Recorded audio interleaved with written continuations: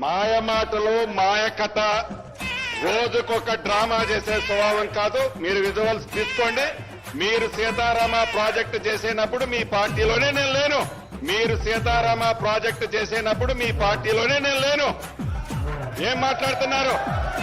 మళ్ళీ చెప్తున్నా, మీరు ఏ ప్రాజెక్టు కట్టినా మీరు గుండె మీద చేసుకొని గుండె మీద చేసుకొని చెప్పండి. హరీష్ రావు గారు 65 సంవత్సరాలు పరిపాలించిన ఏ పార్టీలకి రాని ఆలోచనతో గోదావరి నీరు వృధాగా పోతుంటే ఆ గోదావరి నీటిని ఈనాడు ఈ ఉమ్మడి ఖమ్మం జిల్లాకి సీతారామ ప్రాజెక్టు ద్వారా సుమారు 13,000 కోట్లు ఖర్చు పెట్టి సీతారామ ప్రాజెక్టు ద్వారా సుమారు 13,000 కోట్లు ఖర్చు పెట్టి 9,75,000 ఎకరాలని సాగుకు తీసుకొచ్చే ఒక బృహత్తరమైన ప్రాజెక్టుని శంకుస్థాపన చేయడం కాదు, పైపులు మోటార్లు కొని గట్టు మీద పెట్టడం కాదు, యుద్ధ ప్రాతిపదికన రాబోయే 2-2.5 సంవత్సరాలు పూర్తి చేసే కార్యక్రమాన్ని ఈనాడు ఈ రాష్ట్ర ప్రభుత్వం పెద్దల కేసీఆర్ గారి నాయకత్వంలో చేపట్టడం జరిగింది.